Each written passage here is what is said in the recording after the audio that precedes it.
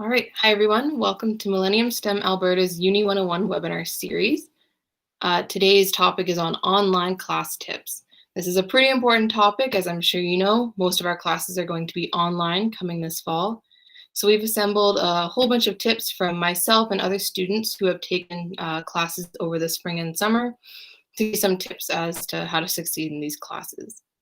To give you an introduction, Millennium STEM Alberta is a student group that was formed in 2017, and our goal is to bridge the gap between students and careers in STEM. In the past, we've done this through conferences and networking sessions, and right now we're moving toward a more virtual approach. So we're hosting our Uni 101 series to help students be a little bit more prepared for the upcoming semester.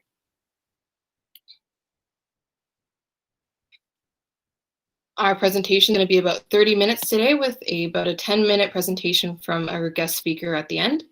If you have any questions throughout the presentation, feel free to put it in the YouTube live chat and we'll be able to answer them at the end of the presentation. Our topics today include Zoom learning, active learning, general study tips, maintaining mental health, specifics on writing exams, and we have some advice from students in the past who have taken these classes. So we'll get started right away with Zoom learning. So before anything else, the first thing you do when you enter your Zoom class, make sure your mic is muted. It's a pretty easy step and it's going to save you a lot in the future. Like typing, moving around, and background conversations can be picked up by Zoom pretty easily. And this can really distract from your prof's lecture and make your classmates not a big fan of you. Depending on the class, you might also want your video off too. This depends on the class size. If it's a really big class where a typical lecture hall might be really big and your prof usually just goes through the off. If it's a smaller class where participation is really important, your video might be on. So this actually brings me into my next point, which is participation. If you've taken any type of online course recently, or if you've been in any online meetings, you'll probably be familiar with how hard it is to speak up in those meetings and talk to everyone else in the meeting. So my advice to you is to rip that Band-Aid off early and just participate. Speak up when you can, if you can, ask questions when appropriate, and answer questions as you talk, or you'll create this for classmates, and they'll be more willing to participate. Personally, I like to set goals for myself where I like to try and ask at least one question every 2 classes. This helps me stay engaged in the class, and it also kind of makes my name a little bit more prominent in the prof's mind. They've seen my name when I ask questions, and it just kind of creates that student-teacher mindset that you kind of want when you have especially smaller classes. This next tip comes right from Zoom itself, actually, which is setting up an intentional space. So this is a space in your house where when you sit down, you are in the lecture mindset and you are ready to go to school. For me, this is the desk that's in my room. Every time I sit down, I know that I'm ready to learn and I'm ready to be in the lecture. So my suggestion is when you're doing that, make sure your desk is clean. I always like to clean it off the next morning and I sit down. It feels like a desk in a library or a chair in one of the lecture halls. And I feel I'm ready to open my computer, attend class, and actually learn, rather than rolling out of bed in my pajamas and opening up the video. This intentional mindset or this intentional space also helps you with that mindset that you're ready to, and it kind of breaks up your day a little bit. So you're not just in one room your whole day. And of course, a pretty common tip and something that's going to be prevalent throughout this presentation is put your phone away. It's so easy to pick it up and check one notification, and then the next thing you know, you're in this hole of TikTok and Instagram and texting your friends. I know personally because I did that a lot, especially in March. But my suggestion is put that phone away across your room so you can't even check it and you can't be tempted.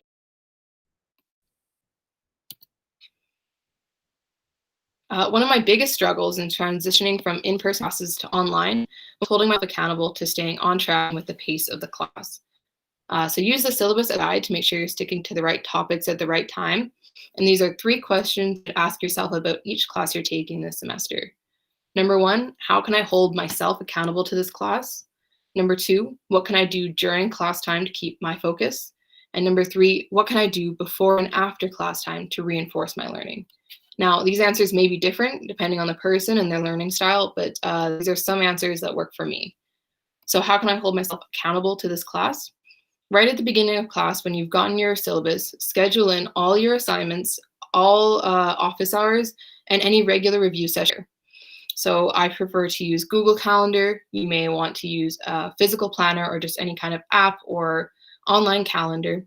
Put in all the assignments and their due dates. I like to also schedule a personal due date one day before the assignment is due. So I have a little extra wiggle room in case I need to improve it, or I'm just swamped with so many other assignments. It's nice to have it done a day beforehand. I also like to schedule in regular review schedule, especially now that you're at home all day. If you were on campus and you finished one class, it would feel pretty regular, pretty normal to head over to Cameron and study for a bit. But now that we're at home, it feels a little bit nicer to finish your class, close your computer, and forget about it for the rest of the day. So when you schedule in those regular review sessions, 10 a.m. and every Thursday at 10 a.m., I'm going to review what I learned in my class beforehand. That'll kind of create that mindset that you're studying for those classes all the time. You're not leaving anything to the last minute. And when you do have an exam coming up, all that material will be really familiar to you, and you'll be less overwhelmed and less swamped. Offices are going to be very different here as well. We've all had the profs who say that no one comes to their office hours and no one has any questions. I'm sure that's going to be very similar this year, especially if it's online. So just try to remember that your prof is a person too, and right now all they're doing is staring into a computer and teaching a blank screen. They don't really know any students in their classes.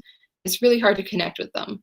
You'll be able to make a connection with them, ask any questions you might have, potentially hear some tips for the exam, and you might be able to just make that connection and possibly go to them later if you need any type of grade boost, or just to use them as kind of someone who can give you advice potentially about your career and the path you might want to follow. When you go to office hours, you don't need to have a specific question in mind, especially if it's a older level class, a higher level class. And ask them a general question. Can you do this subject here? I didn't understand this. And just start that conversation, and you'll realize you have questions, and you'll be able to focus on the questions the more you talk.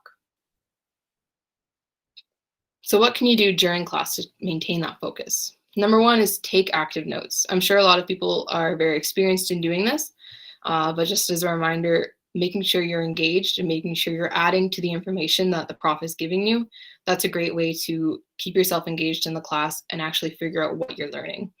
So this may come in PowerPoint notes where you're typing in the notes section to add to their PowerPoint.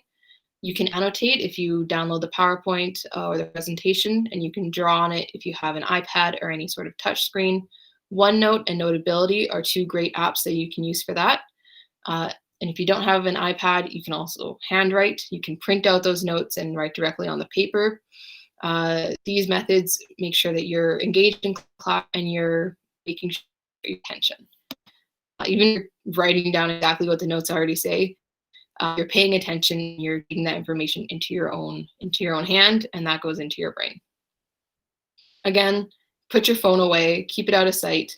The more you go on the phone, the less you're learning. So make that trade, put it away, learn a little bit more.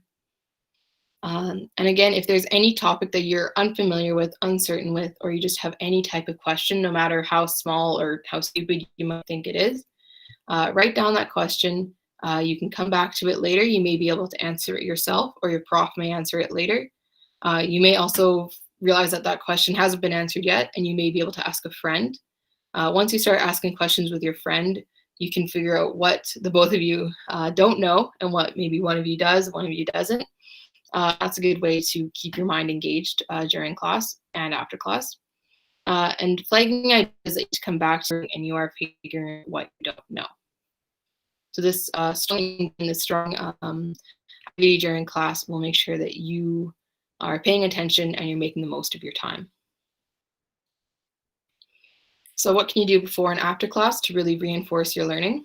If you have any assigned readings, make sure you're going through the readings. Often they can be pretty lengthy, maybe a little bit boring. So the way I kind of maximize my reading is by particularly noting any chapter and heading titles. So This helps you kind of figure out the structure that the lecture might go on. So for example, if you're reading chapter 18 and one of the headings is factors that increase X and the next heading is factors that decrease X, you'll know that you're focusing on those factors. And during class, you might be able to pay attention and kind of sort those factors out. So I'll think, oh, I know that there's 3 factors that increase X and 2 that decrease. And that's a good way, or just rote memorization so you know what's going on.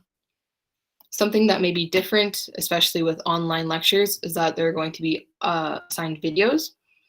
I heard this not personally, but a lot of my friends who took stats and math courses had assigned videos that they were to watch before the lecture.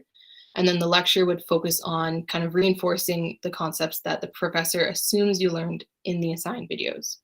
So these assigned videos teach the concept, and the professor goes over it and does practice problems about that topic in the lecture. So I really encourage you not to skimp out on those assigned videos. Go through them. If you can, schedule a regular time to watch those videos. So if you have Monday, Wednesday, Friday lectures, at 8 p.m. on Saturday, Tuesday, and Thursday, watch the videos for the next day's class so that you're ready to go and you're ready to take material you learn and work through the problem sets during the class. After class is over, ensure that you're making a comprehensive set of notes. This is a great way for me. This is how I learn really well, is by taking all of the material that I'm supposed to know, putting it in one mass Google document. I like to have different docs for different chapters. And then I assemble everything. So all of the assigned readings, all of the notes, any additional notes I made during class, I'll put them all together. So later when I'm reviewing, I can use, it's either Command F, I think it's Control F on some computers, but that search function to go through and find the terms that I'm not quite familiar with. It's really, really helpful. So compile everything into the resource that's best for you. Some people like to handwrite, some people like to type it out. Some people like to make really nice, really well-written notes. Whatever works for you, whatever helps you learn, make sure you're doing that after class. Sooner after class, the more it's fresh in your mind. Here are some online studying suggestions, so ways to just kind of make it your own. So you're just reviewing and reading notes and not really kind of learning, you're just reading. So like I said before, writing down everything, making a mass big list of comprehensive notes. That's a great way to just make all the material your own. I like to make study guides, especially towards the end of the semester as we're coming up on exams. I like to make a study guide, and I envision myself as the professor actually making a study guide for my students. So I'll try and make it in my own words, and I'll try to kind of restructure certain parts of the class to make more sense for me. So for example, I recently did a physiology course and I had to memorize a whole bunch of hormones. And so for me, I organized all of them in a big table rather than just having them as bullet points. And that was a good way for me to review the material, figure out the strong differences between all those hormones so I could really memorize them and memorize the differences. And it also helped me kind of put material that I thought I knew into my own words. So I actually figured out, oh, there was a lot I didn't actually know. And making that study guide was a really great way to figure out what I did, what I didn't know. Making questions and flashcards is another great way to put yourself in that professor mindset. I've had a couple times where I've been writing an exam and looked at a question and realized I had either already written that question myself or had it as a flashcard.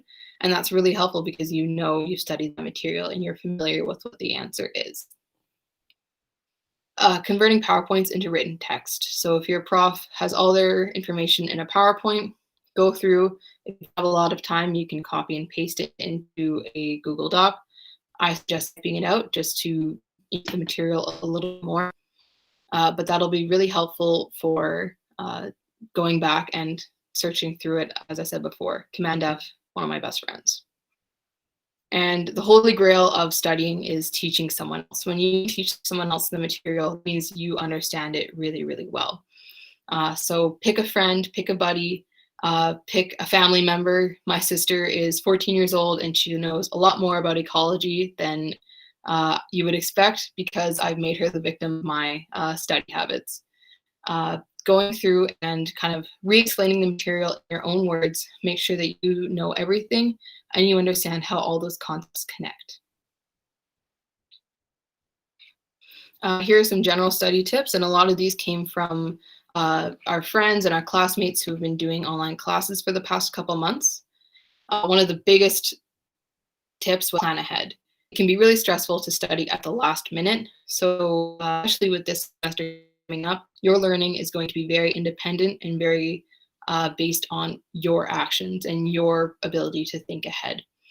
So plan ahead, like I said, schedule all of your assignments in, do those condensed notes after class, and constantly be giving your future self that gift of, oh, it's a little bit easier now because I've already reviewed it or because I knew that that assignment was coming up. Be prepared because it's going to be online. This creates some challenges. There may be a Wi-Fi shortage, there may be a power outage, e-class might go down. So keep all your resources offline. Download your prof's notes to your computer so you can access them whenever you want. Make sure that you aren't depending on having access to Wi-Fi to study 24/7. It'll help you out later when you have an issue you weren't expecting. Study groups are going to be pretty helpful. There's a lot of student groups that are going to be focusing on helping out all of our students as we're stuck at home. So look into any student groups that you're interested in. There's a lot of science associations, undergrad or engineering associations, other student groups that are going to be focusing on creating a sense of community and connection through students. And a great way to do that is through study groups. If you can't find any organizations that align with your goals, I can guarantee you that there will at least be 3 other people in your class who would also want to form a study group. So go ahead and take that initiative and ask for someone if anyone's interested in joining your group. You can post on your e-class forum if your professor's okay with that. You can reach out to any friends you might have, or if your class has a Discord chat, that's a great study group as well. And a lot of classes had those Discord group chats that were helpful. Like I said, this is an independent time. This is a time that's very focused on your actions. So time management is really important. So make sure that you are managing your time wisely. The best way to do that is through calendars. So I prefer to use Google Calendar. You can use any other apps like Outlook, whatever works for you, even a physical agenda in front of you. But having all of your assignments laid out in a visual format will really be helpful to managing your time because you'll know just how much you have to do. Some apps that are really helpful, I've heard Trello and Todoist are both really great apps. Trello is kind of a planner time management app, and Todoist is just a straight to-do list type app. Both of these are really helpful. I like making to-do lists at the start of every day just so I know exactly what I'm trying to accomplish today, and it feels really, really nice when I can check all of them off. Academic integrity, as I'm sure many of your winter semester, is going to be very challenging and very different to try and follow through with academic integrity in this semester. But be very familiar about rules about cheating and plagiarism. I'm sure we've all heard a couple stories from the winter semester where people got in trouble for violating rules during exams. Collaborating with others during assignments was a pretty big issue. So make sure you know exactly what the rules are and what you can get in trouble for. Make sure that you're ready to stick through with the rules. Use all of the resources available. So when your prof posts those problem sets, those questions, those study guides, those are very helpful and they're putting it on the e-class for a reason. Often those problem sets and questions are reflective of what the exam is to look like. So make sure you are using all of the resources that you have. Now, labs are going to be very different from previous semesters, and the delivery is going to vary from faculty to faculty. A lot of labs have just been canceled, and most of them have been moved online. They may use video learning and reinforce the learning with assignments. So it's important that you take the lab seriously, as it can account for a major portion of your grade.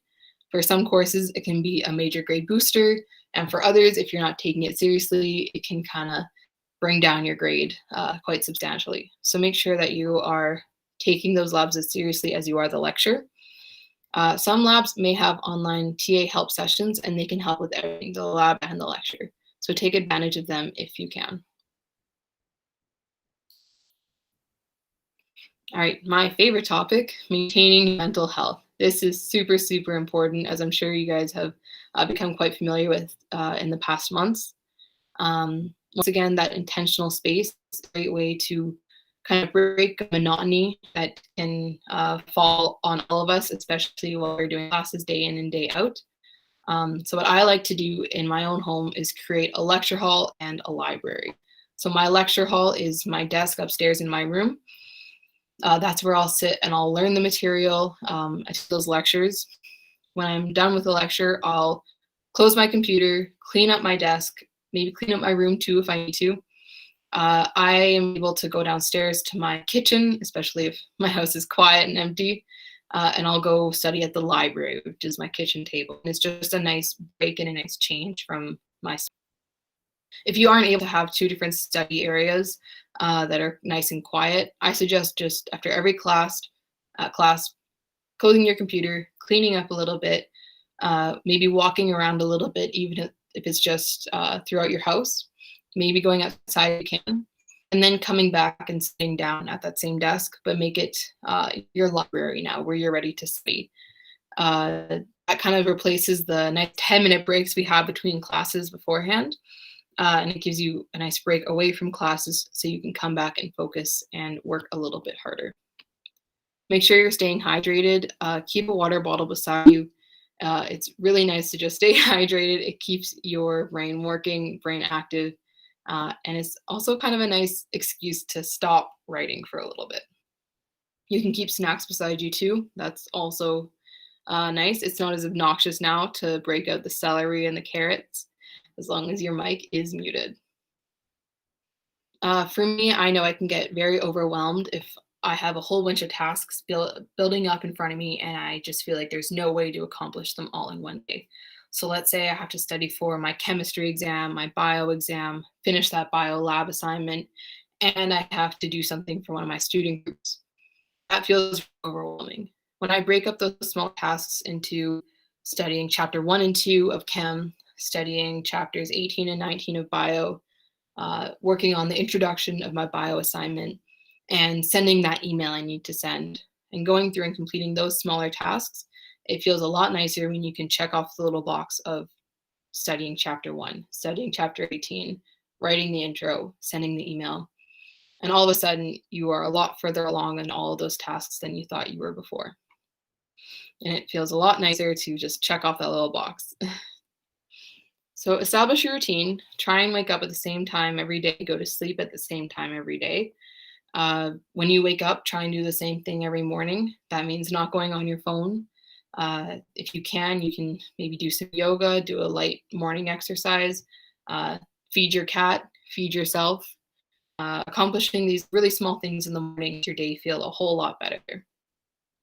But make sure to break up the mundane. When you're at home all day, every day, doing classes, it can be very tiresome. It can be very hard on your mental health. So try every couple of days to do something that you haven't done in a while. Go for a bike ride if you can. Talk to some friends you haven't. Find something to do that's not part of your routine. Connect with those student groups. They're going to be really focused on helping all of us out this year. So find the groups that work for you, whether that's an association, whether that's a fun club that you want to join, whether that's a volunteering opportunity. These will help break up that routine and kind of give a little bit more excitement and meaning to your day. The U also has a lot of resources available. Here's a list of all of them. There's going to be a QR code available at the end of the presentation to a handbook with the links to these resources. But of course, you can always just look up, go on the U of A website. They make it pretty easy to find a lot of these resources. But it's just important to know that they're available for you, they're designed for you, and they're there to support you.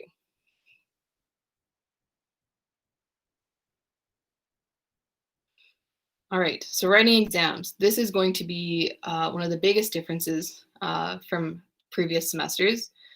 and they're going to be very different depending on whether the exam is closed book or open book. For closed book exams, a lot of them will be using software called Smart Exam Monitoring, or I've used RP Now or Remote Proctor Now in the past as well.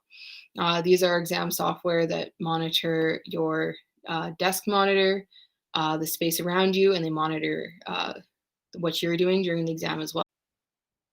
Take off all those posters, all those notes, and put them out of the room. Personally, for me, it just made me feel a lot better than in the past, or if I hadn't taken those off.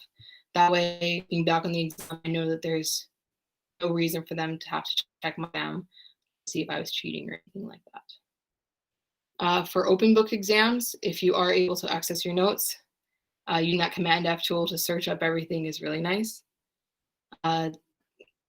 Make sure, though, that when you are using open books exams, you're not collaborating. That caused a big issue in the past. So make sure that you know the rules of the exam and that you are using your own work. So like I said, comfort takes practice and time. The more we do this, the more you'll be familiar with it, and the better you'll feel when you're writing your exams. Something that helps me, I know I'm kind of a mobile person. I like to twitch a lot during exams, and I'm used to being able to look up from my exam, look up at the thing of the dome, and take a break. However, especially if we're doing exam monitoring, they do track where you're looking. So I found that an alternative way to kind of get that move around and shiftiness was to have a resistance band around my ankles during the exam, and that way I can push and kind of play around with my feet and feel that tension, and that just kind of helps me not move around as much with my arms and my thighs and my upper body. This also helps just during in-class time to give you a good focus while still being able to move your feet around. And of course, get a good night's sleep. If you get a good night's sleep, you're going to be more prepared for the exam. It may feel like now that we don't have to transit to class every day, you can sleep in a little bit more, you can stay up later, but make sure that you're still getting that sleep. It's really, really important, and it's very good. All right, so we asked a number of students for advice. We got a lot from the science faculty, but we also got advice from many other faculties as well, including education, nursing, ALS. We asked them, what do you find difficult or what do you dislike about online classes? Would you like to share any study tips, and how do you keep yourself attentive during class? So the three common themes that was difficult with exams or with online classes was motivation, focus, and interaction. So people are finding it hard to stay motivated, hard to stay focused, and they're lacking that interaction between students. People also found it hard to ensure that academic integrity is maintained. So this is something that as a community we need to focus on and make sure that we're all holding ourselves to that standard. And it's also physically healthy because we don't get to walk between classes anymore. We don't get to hike up those LRT stairs. So that's something that's very important and something that you should place a priority on. So doing yoga in the morning, going for a walk, going for a nice run or workout at the end of the day, those are all great ways to stay physically healthy, and it does come back to help you with your mental health. Some very common study tips were make a to-do list at the start of each day. Like I was saying, breaking those small tasks down or big tasks down into small tasks and then being able to check them off really gives a nice sense of accomplishment, makes you feel a lot better. Stay hydrated, keep a bottle of water around. If lectures are pre-recorded, make a schedule of when you're going to watch those lectures. From me personally, all of my lectures over the summer were pre-recorded. So I really had to force myself to make sure I was watching them at the same time every day and that I was actually watching them and getting them done. If you don't do that, you're going to start to build up, and it'll be very overwhelming at the end of the semester. A lot of people suggested forming or joining a study group. Helping others does help you. Like I said, teaching others is a great way to understand and figure out what you do know. So form a study group if you don't see one being made. And we asked them, how do you stay attentive? Between that, eat and drink well, take active notes during class. Some suggested preparing an outline beforehand, so that way you know what the structure of the lecture is going to look like and what notes you should be looking out for. And staying engaged and participating in group discussions. Those are all great ways to stay focused and to stay attentive during class. All right, so before we head into the Q&A, Hila from Golden Mentors, and she's going to give us a quick presentation about their tutoring services. So I'm going to stop sharing my presentation here, and I will.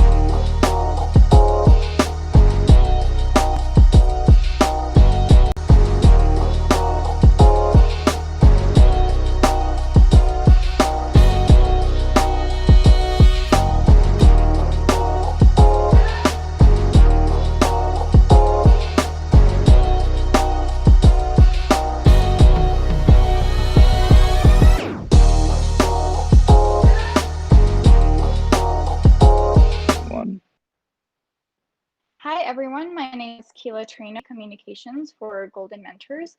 And today I'm just going to give a really brief presentation talking about all the programs we have to offer that specifically cater to first year students, especially with everything being online now. So just really briefly about us. So we provide free weekly tutoring sessions for U of A students. And this is course-based. So we teach courses like chemistry, bio, English, psychology, pharmacology, and as well as other departments. So it's not only faculty of science students. And we have tutors that have a minimum of an A- in these courses, which would be providing this direct relief or help with these courses, but we also provide opportunities. So we have three branches or three programs that we are currently. So we're running school tutoring or tutor buddy, which is other University of Alberta students, and we also have a mentorship program. So just a little bit about our high school tutoring. So these four high schools are the high schools that we are currently cooperating with. So all of this would be via Zoom. So everything would be online. And we have the set time. So it's usually right after school ends. So 3:45, anything after 3 p.m. And we are recruiting for these types of tutors. So all you would need is a minimum grade of 80%, for example, in chemistry, etc. And we also provide resources for IB curriculum. So if you did happen to complete IB, got a grade of 80% of third year students who have more complex courses. And if we provide tutoring for those courses, we often see that they do come in. So this is kind of where we have volunteering opportunities as well. We also have opportunities to be tutored. So this previously was on campus, but we are switching things online. So this is going to be a tentative times that we have from now. But of course, since everything is going to be online, you're super flexible with these times. If these times do not work for you, we're open to, change everything up to accommodate your needs. But there is a requirement, you need at least an A- in these courses in order to be eligible for tutoring. So this is a benefit for those who are being tutored, of course. They want to, have that from somebody, that did really well in the course. So that's just a standard that we want to keep up. So yeah, that's for our Tutor Buddy program. And our last program, this is quite new, so we don't have all of the kinks worked out yet, but we're trying to start up a mentoring program where it would not be direct tutoring, for example, weekly. It would be simply matching up if you are in the arts, matching you up with someone else in the arts that would provide, career suggestions, how to get involved in research and all of these things. And right now we have a baseline requirement of having a cumulative GPA of a 3.0 to be a mentor. But all of this, again, has volunteer opportunities.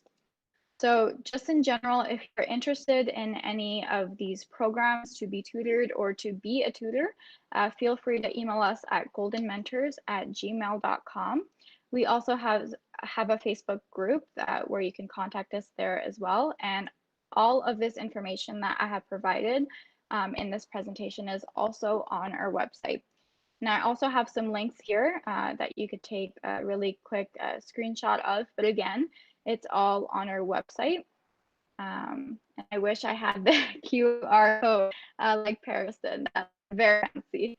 But yeah, that's everything I have for you guys today. Thank you so much for having me here. I really appreciate you guys giving our group this opportunity to help these first year students. Awesome. Thank you so much, Keela. We really appreciated hearing from you. If you want to hang around a little bit longer, we're going to go into a Q&A session now. So if anyone has any questions about Golden Mentors, feel free to put that in the chat as well. We've already gotten a couple questions, so I'm going to try and do my best to go through them in the order that they were asked and answer them to the best of my abilities. So we'll get started. The first one that I saw was any suggestions on student groups that are active. There are a lot of student groups that are active. Before I keep going, I'm going to present my screen before I forget to do that. Okay, that's a little better. I'll let that go. All right, so the question was, are there any student groups that are active? There are that are active. They range from different clubs. There's like a video game club. A lot of the student and departmental and faculty associations are active. If you want to learn more about those student, department, and faculty associations, I would actually really recommend coming to our Wednesday and Thursday webinar series presentations. On Wednesday, we're going to be hearing from a lot of the science undergrad associations, like Immunology and Infection Students Association, Neuroscience Students Association. I believe Computing Science is coming as well. So you'll be able to hear from them and what they're doing. Similar for engineering, we're having some of their associations attend as well. If you want to know more about associations, check out that's a great way to find out about all the clubs that are on campus. In addition to that, there's going to be a virtual clubs fair occurring next week, starting Monday, from 10 to 4 every day. Student groups that sign up are going to be hosting online meetings, so they'll be like Google Meets or Zoom. And you'll be able to click a link and join a Google Meet and talk to those club members and ask them about their clubs as well. So the next question that I think I saw was are exams respective to different time zones? This is going to depend on the class. Some exams are going to be open for a full day. My exams this summer were open for 2 full days, and you could write them whenever it worked for you. Some exams are going to be open only at specific times, and I don't know, but they would be respective to the different time zone. I think they would stick to those specific hours that are set out for Edmonton. So make sure that you communicate with your prof if that's going to be an issue, and make sure that if you can, be available for those exam times. The next question, how do we join student groups? So make sure you head over to that virtual clubs fair. That'll be one of the best times to join the student groups. Looking on Barristan to find out which ones are active, and signing up for newsletters. Those student digest emails that we get, like I think once a week or every 2 weeks. There may be a lot of info in there, but you do often get student groups advertising for space for membership. So take a quick skim through those newsletters that you get, because you might find an opportunity that really fits with you. And then on in after you the student want to join, take a look at their website. You can email them and figure out how you want to join. All right, the next question I think I saw was, are there any study groups right now for freshmen? I believe a lot of the student associations are making study groups. For example, the Immunology Students Association is going to be making study groups. You can connect with probably any of the big faculty associations like ICE. They have study groups. They have MSGs, which are those mini study groups that you can join for specific classes. And of course, I'm sure Golden Mentors is a great way to get involved in those study groups as well, in those tutoring sessions. If there are any other questions, feel free to put them in the chat now. For any questions to come in, I'm going to give ourselves a plug. Oh, we have a webinar at 4 o'clock for first year tips. So if you want to know a little bit about the campus lifestyle, if you want to know what places are good for food, if you want to know the best way to transition from high school to university, check out that presentation. On Wednesday, there's going to be the science undergrad presentation. So a lot of people were asking about joining student clubs. These undergrad associations are great ways to get involved. On Thursday, same thing, but for anyone in engineering. I believe there's some clubs and there's also some associations coming. So that'll be really great for anyone in engineering, especially in first year eng. And on Sunday, August 30th, we actually have another event called Shift. Shift is Millennium STEM's first Canada-wide webinar showcasing recent advancements made in the tech industry and exploring emerging career opportunities that intersect with tech. Through Shift, students will have the opportunity to explore topics such as machine learning, blockchain technology, and cloud computing. So join us on Sunday to shift the idea of what a tech professional looks like and debunk misconceptions about women in tech. If you're interested in that, head on over to our website and you can check that out. I believe the next question is, how much time of study time should we allocate for every hour of lecture, in your opinion? That's a good question. I've found that for me, I like to study, like for every hour of lecture, I usually study about 1 hour. I'm thinking that sounds about right. Having those review sessions like right after class starts, right after class ends is pretty helpful. For my schedule, I have like a class at 10 a.m. and I know that right at 11, I'm going to try and review that class and spend that hour I have reviewing. And then on the weekend, I like to spend about maybe 2 hours per class studying, working on exams I need to do. So maybe a couple of hours per week and a couple of hours on the weekend is my answer.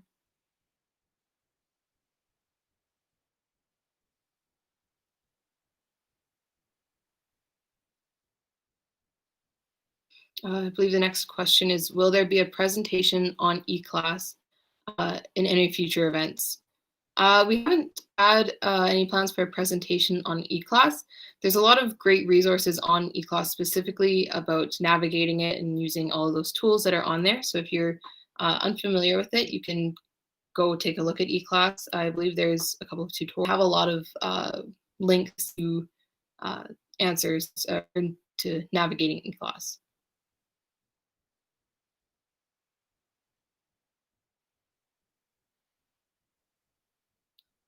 I'll continue to plug us a little bit. If you want to follow us on Instagram at Millennium Alberta, Facebook is also Millennium Alberta. We also have a LinkedIn at Millennium STEM Alberta. So you can check us out over there. Our next question is, how many hours should we dedicate to pre and post labs? That's a good question. I'm going to answer this in kind of a chemistry mindset for my OChem and Chem 101 and 102 labs that I did. I usually did about maybe 30 minutes working on my pre-lab. For OChem, it was a little bit shorter because it was pretty easy to do the pre-lab. So about 30 minutes, up to an hour when it gets hard. And for post labs, again, I think about an hour is good. So what I like to do is really do them right at the post labs. I do them right after the lab. It's fresh in my mind and it gets it out of the way. Makes me feel a lot better knowing that I've already got that good. For example, for my organic chemistry labs, it's going to be a bit different now because now it's all online. But with those pre-lab quizzes, I spent maybe about 30, 45 minutes studying the material and then writing up that pre-lab. In post labs, usually about up to an hour working on those post labs.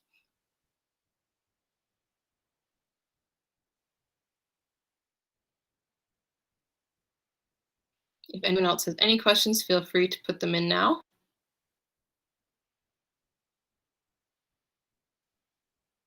I will put up the handbook. So here's the QR code for the handbooks. If you want to scan that, that'll give you links to any resources that you might want to use. So go ahead and scan that. Next question is, I didn't accept the laptop text. I believe online you may need, I like having the chem model set if you're taking any chem courses. Having pens, pencils, anything you use for studying. I really like nice pens and nice pencils for writing my notes. Of course, you'll need that calculator if you're doing any math or stats courses. The textbook if you're going to use that, as you said. The rest it'll probably be pretty class dependent. Make sure you have a mask on you at all times. And the next question is, when should we order textbooks? I really suggest waiting until your actual class to figure out if you need those textbooks. I bought a lot of my first year textbooks and never opened them once.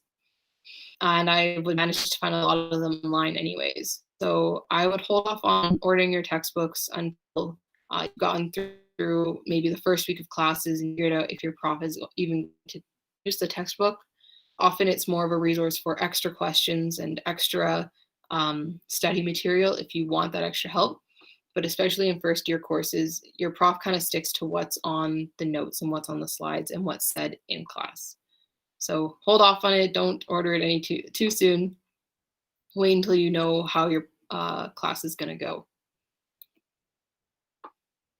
That being said, make sure you're doing it before textbooks run out. That used to be an issue, especially buying from the bookstore. That may not be an issue this year, especially if they're doing online textbooks. So take a look at what your prof says during that first week.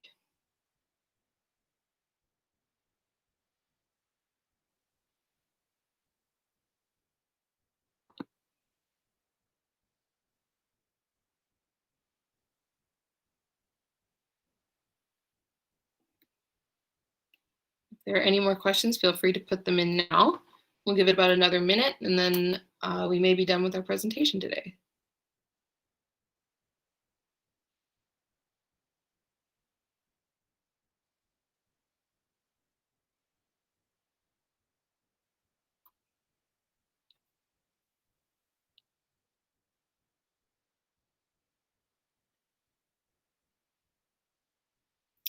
What's better to use for studying, textbook or notes? Uh, I think the notes that your prof gives you is usually kind of the best way to figure out what's going to be on the exam. I noticed that especially in my first year courses. Uh, the textbook is a great supplemental resource to you if you don't understand what your notes mean.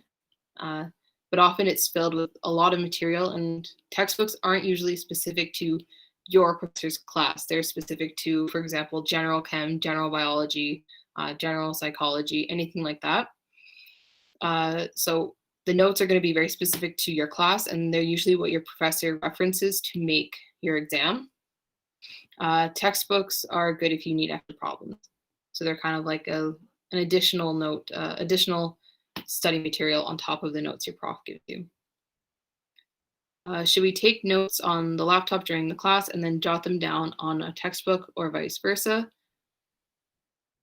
That's how I did it, especially in person. I used to have my computer out and I would write the lecture notes as my prof was going.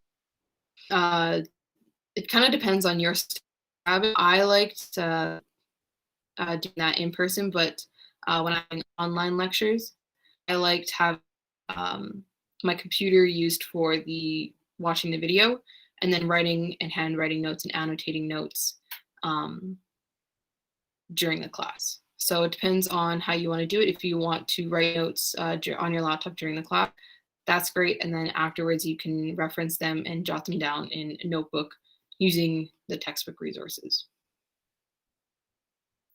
Hopefully that was a clear answer. How do you recommend to reach out to professors to introduce ourselves, and can it be done before classes start? Yeah, I think it can. If you have your professor, you can find their U Alberta email pretty easily.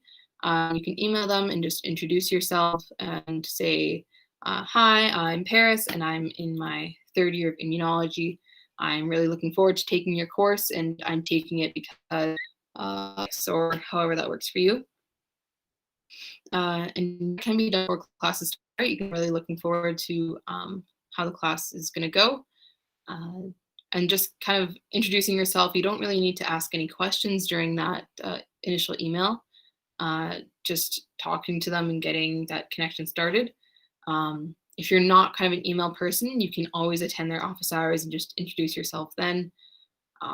It may feel a little awkward at first, but the more you talk and the more you just have a conversation, it'll flow into a nice conversation and it won't be as intimidating. So once again, rip off that band-aid, participate, go talk to your prof. It'll feel a lot better. A lot of profs are pretty nice too. So they like talking to students as well. Where can we get our profs' contact info? That'll be on syllabus, which should be on eClass hopefully soon. I'd like to see where they're going to look like. So their email will be on the syllabus. Their office hours will be on the syllabus. You'll be able to see all that there. And those should be on eClass soon.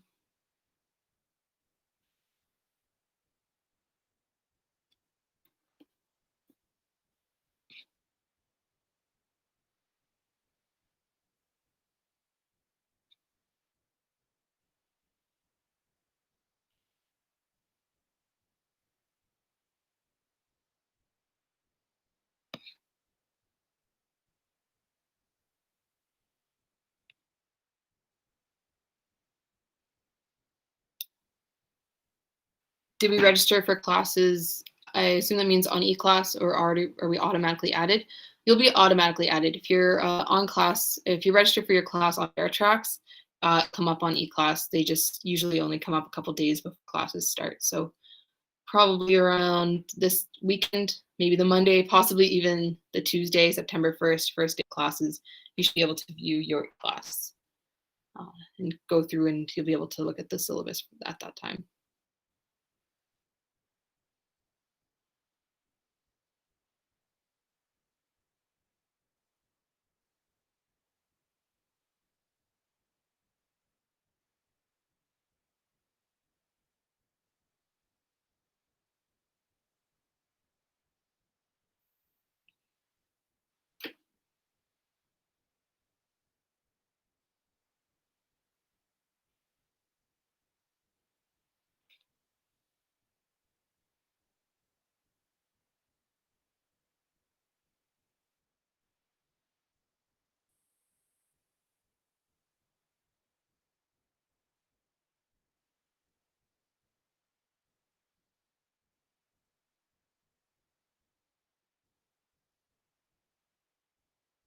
I'll give it one last call for questions.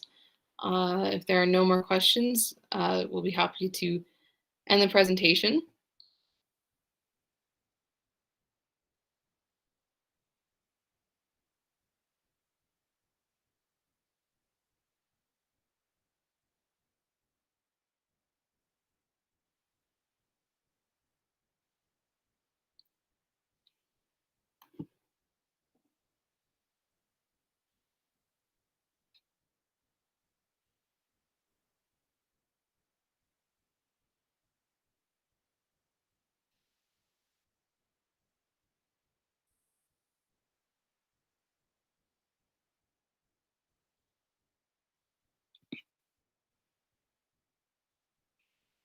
Awesome. All right. Well, thank you everyone for attending this presentation. I hope you guys have good classes. It's going to be a really interesting semester. So even if you're a little bit intimidated, a little bit scared, we all are. I know I am. We're all in this together, right? Make sure you check out the virtual clubs fair for participation. That'll be a great way to get connected with all those clubs that you might be interested in. I see one question, will we be allowed to record lectures for further review? I'm not sure. That's a really good question. I would direct that to your prof. I have a feeling a lot of profs will either upload lectures after they've done them, or they'll be pre-recorded lectures. So make sure you connect with your prof, because I actually don't know the answer. I'll leave this handbook up a little bit longer for anyone who wants to check it out. But thank you so much for a day. Thank you.